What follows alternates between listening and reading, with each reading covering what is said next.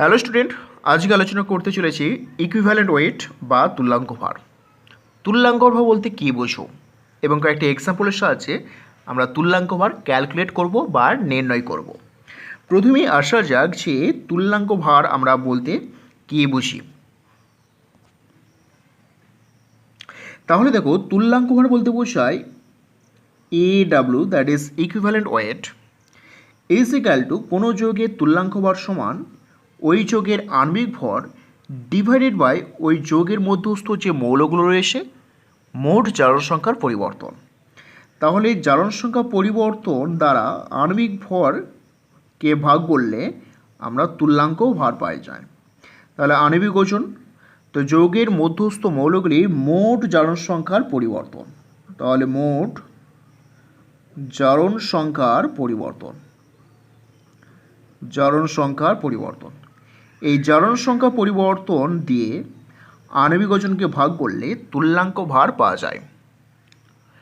অথবা আমরা বলতে পারি যে কোনো যৌগের আণবিক ওজন ডিভাইড বাই ওই যৌগের গৃহীত ইলেকট্রন সংখ্যা বা বর্জিত ইলেকট্রন সংখ্যা। গৃহীত ইলেকট্রন সংখ্যা বা বর্জিত ইলেকট্রন সংখ্যা দিয়ে আণবিক ওজনকে ভাগ করলে তুল্যাঙ্ক ভার পাওয়া যায়। তাহলে লিখব আণবিক ওজন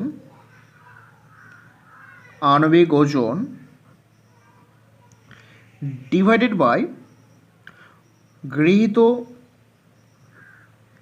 ইলেকট্রন সংখ্যা, এখানে ই ফর ইলেকট্রন, বা বর্জিত ইলেকট্রন সংখ্যা।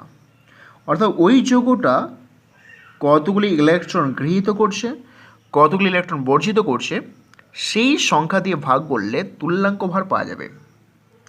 তো আমরা এখানে দুটো ইকুয়েশন আমরা করলাম। প্রথম এইটা আমরা বের করব অক্সিডেশন নাম্বার মেথডের সাহায্যে। অক্সিডেশন নাম্বার মেথডের সাহায্যে তুল্যাঙ্ক ভার ক্যালকুলেট করব নাম্বার সাহায্যে। আর এখানে ইলেকট্রন সংখ্যা আমরা বের করব আয়ন ইলেকট্রন মেথডের সাহায্যে, ইলেকট্রন মেথড। তাহলে প্রথমে আসা যাক অক্সিডেশন নাম্বার মেথডের সাহায্যে কীভাবে তুল্যাঙ্ক ভার ক্যালকুলেট করা যায়। ধরো নাম্বার ওয়ান এক্সাম্পল, ধরো এখানে রয়েছে MnO4-, এখান থেকে কনভার্ট হচ্ছে Mn2+।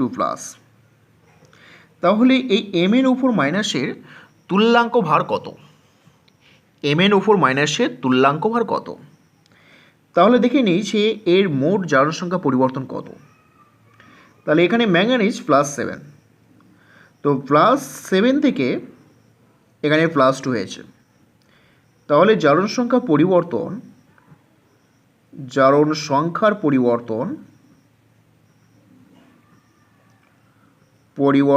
Is equal two 7 - 2, that is 5। দেখো এখানে একটাই ম্যাঙ্গানিজ রয়েছে, তাহলে মোট পরিবর্তন কিন্তু 5 হবে। তাহলে তুল্যাঙ্ক ভার কত হবে? AW ইজ ইকুয়াল টু, এটার আণবিক ভর যদি আমি M ধরে নিই, আণবিক ভর বা আণবিক ওজন ইজ ইকুয়াল টু M ধরে নিই, তাহলে M/5, অর্থাৎ তুল্যাঙ্ক ভর হবে M/5।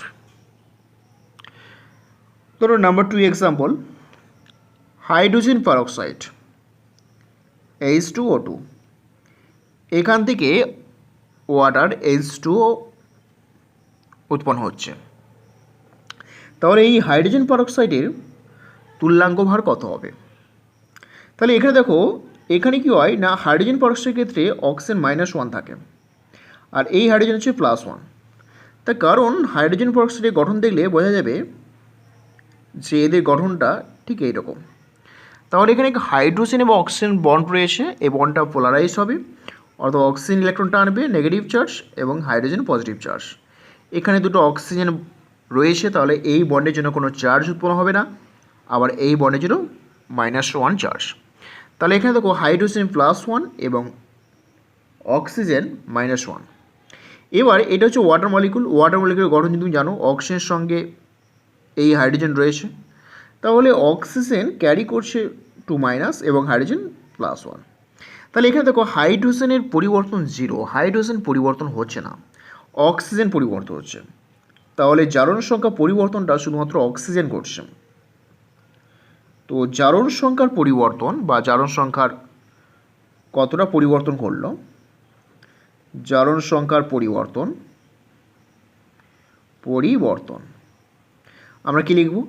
দেখো -1 থেকে -2 হয়েছে, তাহলে -1 বেশি দিকে কম বিয়োগ করবো, -2, দ্যাট ইজ 1। তাহলে মোট পরিবর্তন কত? প্রতিটা অক্সিজেন অ্যাটমের জন্য 1 পরিবর্তন হয়েছে, কিন্তু এই হাইড্রোজেন পারক্সাইডে 2টি অক্সিজেন আছে, তাহলে মোট পরিবর্তন হবে 2 দিয়ে গুণ করে দাও, তাহলে আসবে 2। কারণ আমাদের দেখো ডেফিনেশন ছিল মোট জারণ সংখ্যা পরিবর্তন, রাইট? তাহলে যেহেতু এখানে 2টো অক্সিজেন আছে, মোট পরিবর্তন 2 হবে।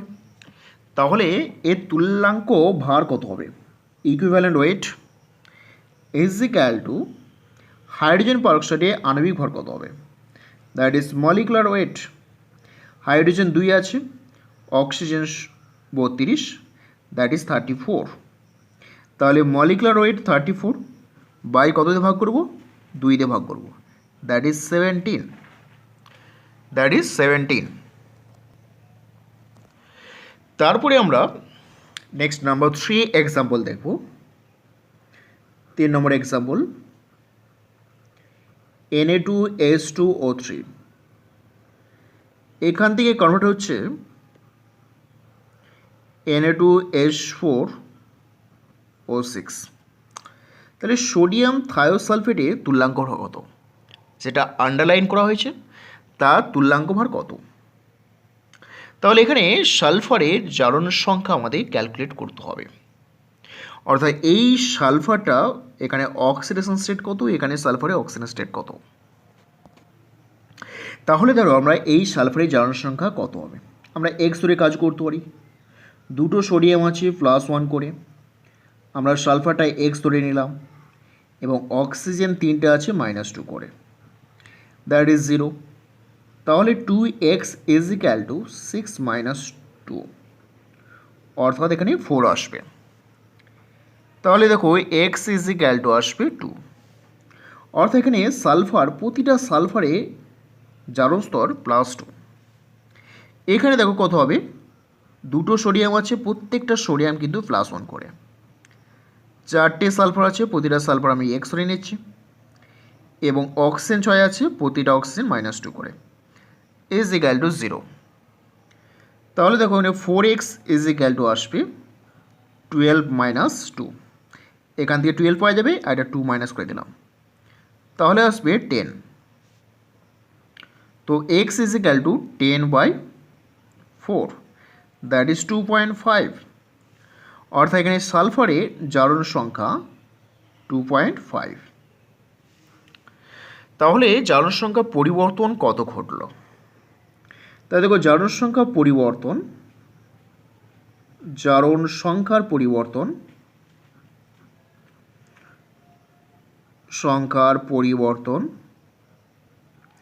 ইজ ইকুয়াল টু, বেশি দিকে কম বিয়োগ করবে, 2.5 - 2 সমান 1 হবে।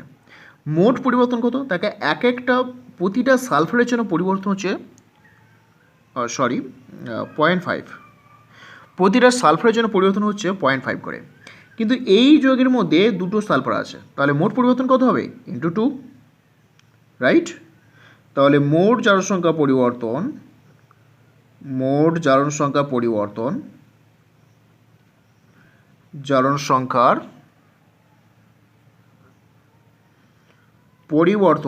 Is equal two 0.5 × 2, that is 1। এবার দেখো এই যৌগের মধ্যে আর যে সমস্ত মৌল আছে, মানে সোডিয়াম +1, অক্সিজেন -2 হয়, এখানেও সোডিয়াম +1, অক্সিজেন -2, তাহলে সোডিয়ামের পরিবর্তন 0, অক্সিজেনের পরিবর্তন 0, শুধুমাত্র সালফারের পরিবর্তন ঘটছে। তাহলে মোট জারণ সংখ্যা পরিবর্তন সালফারের পরিবর্তনটাই আসবে। এবার তুল্যাঙ্ক ভার কত হবে? তাহলে equivalent wait AW is equal two, যদি ওই সোডিয়াম থায়োসালফেটের আণবিক ওজন m ধরে নিই, m/1, অর্থাৎ এখানে m আসবে। তুল্যাঙ্ক ভারটা আসবে এম, এম এখানে হচ্ছে আণবিক ওজন। এইভাবে কিন্তু আমরা ক্যালকুলেশন করব, অর্থাৎ জারণ সংখ্যার পদ্ধতির সাহায্যে এইভাবে তুল্যাঙ্ক ভার গণনা করা হয়। এবার আসি আয়ন ইলেকট্রন পদ্ধতির সাহায্যে কিভাবে তুল্যাঙ্ক ভার গণনা করব। তার ইকুয়েশন আণবিক ওজন ডিভাইডেড বাই ওই যৌগটা কতগুলি ইলেকট্রন গ্রহণ করেছে, গৃহীত ইলেকট্রন সংখ্যা বা বর্জিত ইলেকট্রন সংখ্যা, সেই গৃহীত ইলেকট্রন সংখ্যা বর্জিত ইলেকট্রন সংখ্যা দিয়ে ভাগ করলে তুল্যাঙ্ক ভার পাওয়া যাবে। তাহলে দেখো প্রথমে একটি এক্সাম্পল দিয়ে আয়ন ইলেকট্রন পদ্ধতির সাহায্যে কীভাবে তুল্যাঙ্ক ভার ক্যালকুলেট করা হয় তার একটা এক্সাম্পল দিয়ে আমরা বোঝানোর চেষ্টা করি। পার ম্যাঙ্গানেট MnO4 মাইনাস, এটা থেকে পরিবর্তন ঘটেছে Mn2+। তো পার ম্যাঙ্গানেটের তুল্যাঙ্ক ভার কত, এটা আমাদের প্রশ্ন। তো আমাদের করতে হবে আয়ন ইলেকট্রন পদ্ধতির সাহায্যে। তাহলে প্রথমে এটাকে আয়ন ইলেকট্রন পদ্ধতির সাহায্যে ব্যালেন্স করে দেখব এই যৌগটি কতগুলি ইলেকট্রন গৃহীত করছে না বর্জিত করছে। সেই ইলেকট্রন সংখ্যা দিয়ে আণবিক ওজনকে ভাগ করব, ভাগ করলে যে মানটি পাওয়া যাবে সেটা হচ্ছে তুল্যাঙ্ক ভার। তাহলে এখানে দেখো ম্যাঙ্গানিজ 1 রয়েছে, এদিকে 1 রয়েছে, অক্সিজেন 4টে আছে, তাহলে 4 ওয়াটার যোগ করি, কারণ অ্যাসিডিক মিডিয়ামে অক্সিজেনের ঘাটতি মেটায় ওয়াটার। তাহলে এখানে হবে 8H+। এবার দেখো এখানে 8টা প্লাস আছে, একটা মাইনাস, মোট 7টা প্লাস, এখানে 2টো প্লাস, তাহলে এখানে 5টা ইলেকট্রন যোগ করতে হবে। তাহলে এই যোগটা দেখো 5টা ইলেকট্রন গৃহীত হয়েছে। তাহলে তুল্যাঙ্ক ভার দ্যাট ইজ AW, যদি এর আণবিক ওজনকে আমরা M ধরে নিই তাহলে কিন্তু 5 দিয়ে ভাগ করব, অর্থাৎ তুল্যাঙ্ক ভার হবে 5। কারণ দেখো এখানে 5টা ইলেকট্রন অর্থাৎ 5 ইলেকট্রন অ্যাকসেপ্ট করেছে বা গৃহীত করেছে। তাহলে এখানে তুল্যাঙ্ক ভার হবে 5 দিয়ে ভাগ করতে হবে, M/5। আবার ধরো number 2 example, hydrogen peroxide H2O2। Hydrogen peroxide থেকে এখানে উৎপন্ন হচ্ছে ওয়াটার H2। তাহলে এই হাইড্রোজেন পারঅক্সাইডের তুল্যাঙ্ক ভার ক্যালকুলেশন করতে হবে। তাহলে এখানে দেখো যে অক্সিজেন 2টো আছে, তাই না? তাহলে এখানে অক্সিজেন 2টো করে দিই, হাইড্রোজেন 4টে আছে, এখানে 2টো আছে, তাহলে এখানে 2+ করি, তো 2+2 ইলেকট্রন যোগ করে দেবো। কারণ কি ডান এবং বাম দিকে অর্থাৎ লেফট সাইডে এবং রাইট সাইডে এদের কোনো চার্জ থাকবে না। তাহলে এটা হচ্ছে ব্যালেন্স ইকুয়েশন। এখানে 2টো অক্সিজেন আছে, এই 2টো অক্সিজেন দিলাম, 4টে হাইড্রোজেন হলো, তা 2H+ দিলাম। এবার এখানে 2+ আছে, এখানে 0 আছে, তাহলে এটাকে 0 করতে হলে 2 ইলেকট্রন যোগ করতে হবে।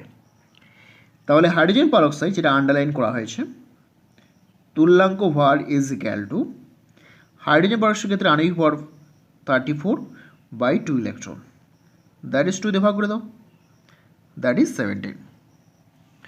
এইরকম হবে, দ্যাট ইজ 17।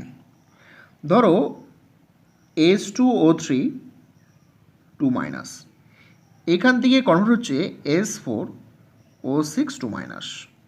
তাহলে এই সালফেটের তুল্যাঙ্ক ভার কত? তাহলে এখানে ব্যালেন্স করতে হবে সালফার আর অক্সিজেন। তাহলে সালফার 2টো আছে, এখানে 4টে আছে, তাহলে এখানে 2 মাল্টিপ্লাই করো, করলে অক্সিজেন 6 সালফার হয়ে যায়। তাহলে এখানে মোট চার্জ দেখো -4, রাইট? তাহলে এখানে মোট চার্জ -2, তাহলে এখানে 2 ইলেকট্রন যোগ করতে হবে। দুই পাশে ইলেকট্রনিক চার্জ সমান করার জন্য ডান দিকে আমরা 2 ইলেকট্রন যোগ করলাম। এবার দেখো এখানে 2 মোলের জন্য 2 ইলেকট্রন, তাহলে প্রতিটা মোলের জন্য কত হবে? প্রতি মোল H2O3 2-, বা প্রতিটা অণু থায়োসালফেটের জন্য ইলেকট্রন হচ্ছে 1 ইলেকট্রন। তাহলে আমরা তুল্যাঙ্ক ভার কত হবে? EW ইজ ইকুয়াল টু, যদি এর আণবিক ওজন M ধরে নিই তাহলে M/1 আসবে, রাইট? আমাদের ইকুয়েশন ছিল তুল্যাঙ্ক ভার হচ্ছে আণবিক ওজন এবং প্রতিটা অণু কতগুলি ইলেকট্রন গ্রহণ করেছে বা বর্জন করেছে। প্রতিটা অণু, এখানে 2টি অণু 2টো ইলেকট্রন এখানে বর্জন করেছে, তাহলে প্রতিটা অণু কত হবে? 1টি ইলেকট্রন, তো 1টা ইলেকট্রন দিয়ে এখানে ভাগ করে দেবো। তাহলে এইটা হবে এখানে তুল্যাঙ্ক ভার। এইভাবে আমরা আয়ন ইলেকট্রন পদ্ধতি বা জারণ সংখ্যা বা অক্সিডেশন নাম্বার পদ্ধতির সাহায্যে তুল্যাঙ্ক ভার ক্যালকুলেশন করতে পারি। এরপর আমরা পড়ব ডিসপ্রপরশনাল রিঅ্যাকশন কাকে বলে। ডিসপ্রপরশনাল রিঅ্যাকশন বলতে বোঝায় মধ্যবর্তী জারণ অবস্থা আছে এমন কোনো মৌলযুক্ত পদার্থের বিক্রিয়ার ফলে একবার জারিত হবে আর একবার বিজারিত হবে। জারিত হলে ওই অক্সিডেশন নাম্বারটা বৃদ্ধি পাবে আর বিজারিত হলে অক্সিডেশন নাম্বারটা হ্রাস পাবে। এই ধরনের রিঅ্যাকশনকে বলা হয় ডিসপ্রপরশনাল রিঅ্যাকশন। অর্থাৎ মধ্যবর্তী কোনো জারণ সংখ্যা থাকলে একবার বৃদ্ধি পেয়ে অক্সিডেশন করবে, একবার হ্রাস পেয়ে রিডাকশন করবে। এই ধরনের রিঅ্যাকশনগুলিকে বলা হয় ডিসপ্রপরশনেশন রিঅ্যাকশন। ধরো কিছু এক্সাম্পল দিয়ে আমরা বোঝানোর চেষ্টা করি। ধরো Cl2 সঙ্গে সোডিয়াম হাইড্রোক্সাইড রিঅ্যাকশন করে NaOH। এখানে রিঅ্যাকশন করলে পাওয়া যায় সোডিয়াম ক্লোরাইড, পাওয়া যাচ্ছে সোডিয়াম হাইপোক্লোরাইড এবং জল পাওয়া যায় H2O। তাহলে এখানে লক্ষ্য করো Cl ক্লোরিনের এখানে জারণ অবস্থা 0 আছে, সোডিয়াম +1 হলে Cl হবে -1। দেখো সোডিয়াম +1 তাহলে অক্সিজেন -2, তাহলে নিশ্চয়ই ক্লোরিন +1 হবে, রাইট? কারণ এদের যোগফল তো 0 হবে। তাহলে দেখো এখানে এই Cl0 অবস্থা থেকে একবার হ্রাস পেয়েছে, অর্থাৎ রিডিউস হয়ে গেছে, রিডাকশান ঘটেছে। আরেকবার দেখো Cl0 হয়ে একবার বৃদ্ধি করেছে, দ্যাট ইজ অক্সিডেশন ঘটেছে, অক্সিডেশন। তাহলে যে Cl অ্যাটমের জারণ স্তরগুলো হয়, Cl অ্যাটমের জারণ স্তর হচ্ছে -1 থেকে +7 পর্যন্ত হয়। Cl যে অ্যাটম রয়েছে তার জারণ স্তর -1 থেকে +7 পর্যন্ত হয়। এর মাঝখানে একটা জারণ স্তর রয়েছে 0 থেকে কমতে পারে -1, আবার বৃদ্ধি পেয়ে সর্বোচ্চ +7 হতে পারে, কিন্তু এখানে +1 হয়েছে। এই ধরনের রিঅ্যাকশনগুলো হয় ডিসপ্রপরশনাল রিঅ্যাকশন।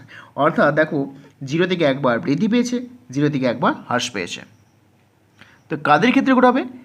সেই সমস্ত অ্যাটম বা মৌলের ক্ষেত্রে থাকবে যারা মধ্যবর্তী কোনো একটা জারণ সংখ্যা থাকবে, সেই জারণ সংখ্যা আবার হ্রাস করবে, একবার বৃদ্ধি করবে। এই ধরনের রিঅ্যাকশন বলা হয় ডিসপ্রপরশনাল রিঅ্যাকশন। আবার ধরো ফসফরাসের ক্ষেত্রে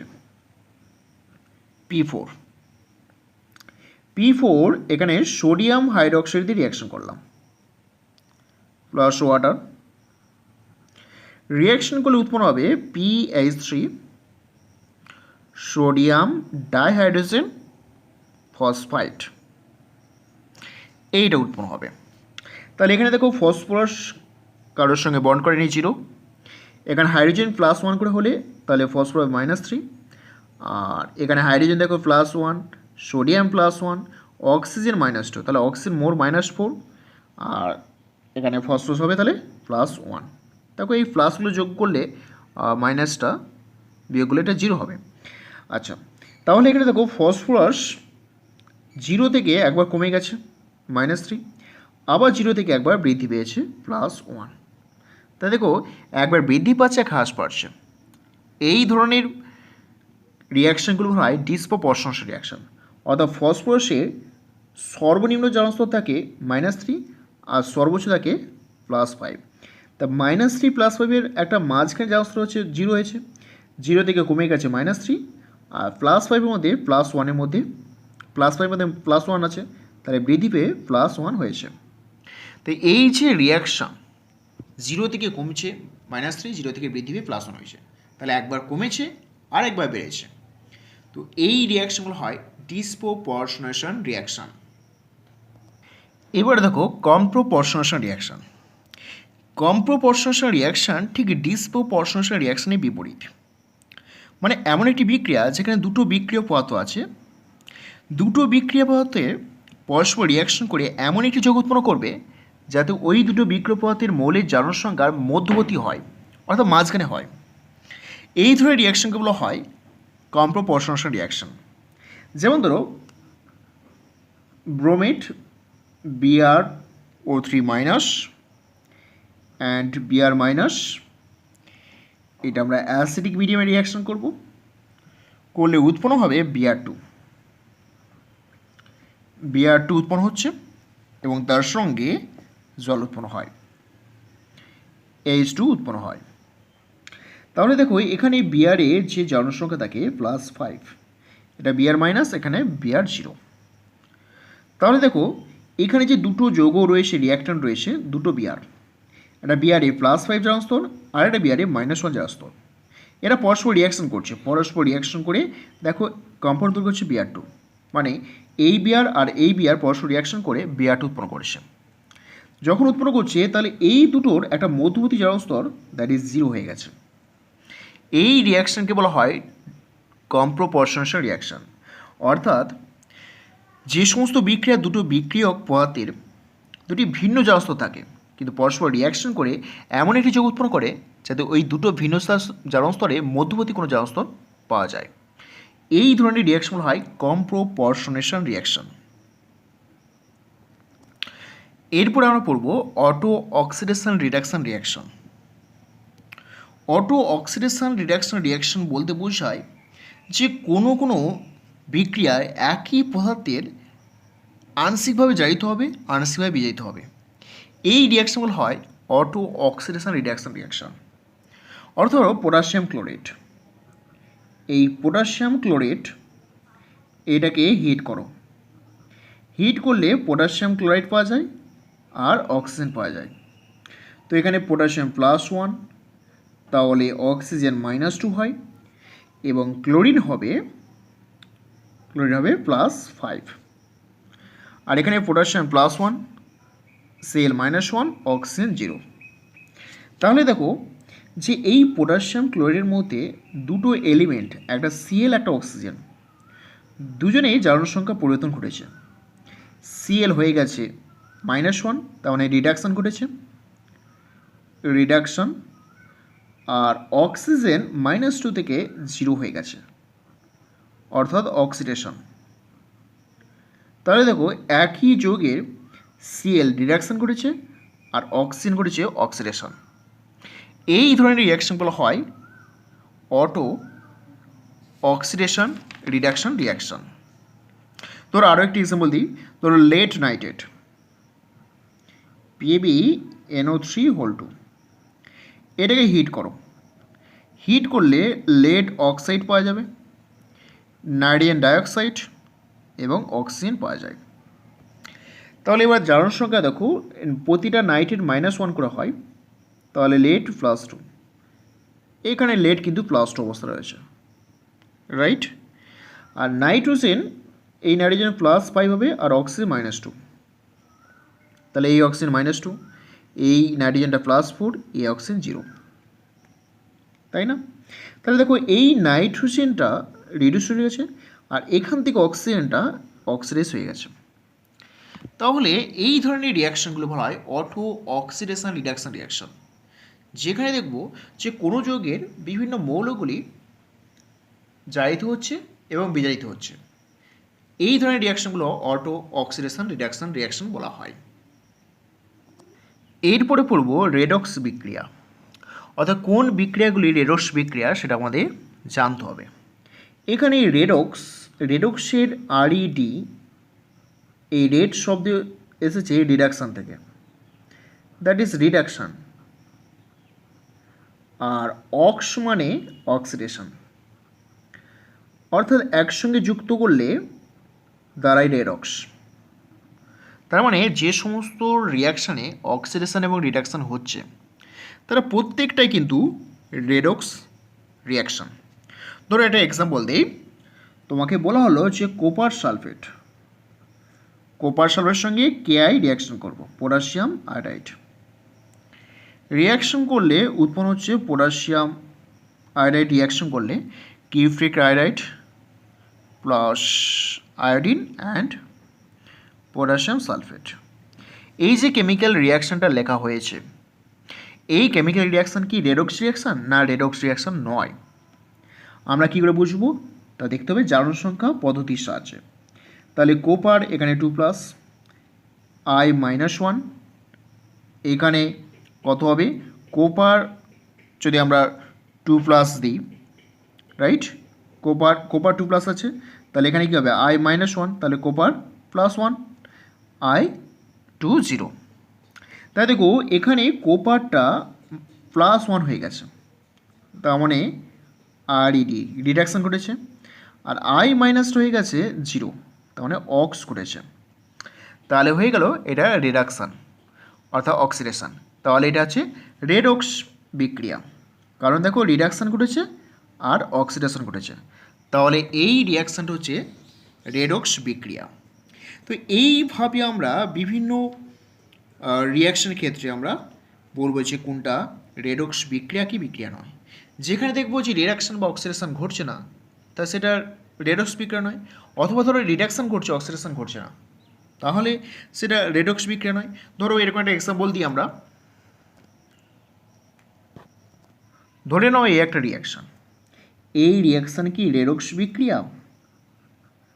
রেডক্স বিক্রিয়া। তাহলে আমাদের কী করে জানতে হবে? জারণ সংখ্যার সাহায্যে। Barium 2 plus Cl minus sodium plus 1 হয়, সালফেট 2 মাইনাস হয়। তাহলে এখানে বেরিয়াম 2 প্লাস সোডিয়াম প্লাস 1 আর Cl মাইনাস 1। দেখো এখানে প্রত্যেকটা যে মৌল রয়েছে, প্রত্যেকটা মৌলের জারণ সংখ্যা কোনো রূপভাবে পরিবর্তন হচ্ছে না, অর্থাৎ অক্সিডেশন রিয়াকশন হচ্ছে না। তাহলে এখানে দেখো বেরিয়াম 2 প্লাস আছে, বেরিয়াম 2 প্লাস, সোডিয়াম প্লাস আছে, Cl মাইনাস এবং সালফেট 2 মাইনাস। প্রত্যেকটা অক্সিজেন, সালফার, সোডিয়াম, বেরিয়াম প্রতিটার মৌলের ক্ষেত্রে জারণ সংখ্যার কোনো রূপভাবে পরিবর্তন ঘটছে না। তাহলে এইটা রেডক্স বিক্রিয়া নয়, রেডক্স বিক্রিয়া নয়।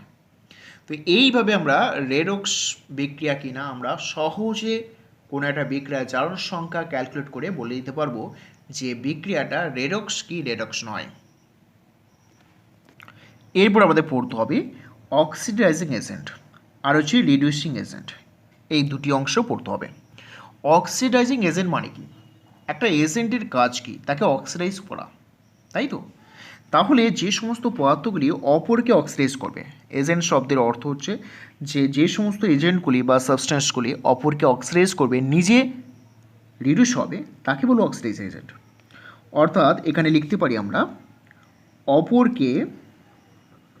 অপরকে অক্সিডাইজ করে আর নিজে রিডিউস হয়। তাহলে নিজে কি হচ্ছে? রিডিউস হচ্ছে, যে কম্পাউন্ডটার কথা বলছি সে নিজে রিডিউস হবে। রিডিউস মানে কি? জারণ সংখ্যা কমবে। তাহলে যে সমস্ত সাবস্ট্রেট জারণ সংখ্যা হ্রাস পায় বা কমে যায় তারাই হচ্ছে অক্সিডাইজিং এজেন্ট। এবার ধরো রিডিউসিং এজেন্ট। তাহলে রিডিউসিং মানে কি? অপরকে রিডিউস করবে,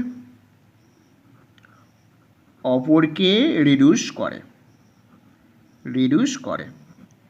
নিজে কি হবে? নিজে অক্সিডাইজ হবে। তার মানে নিজের জারণ সংখ্যা বৃদ্ধি।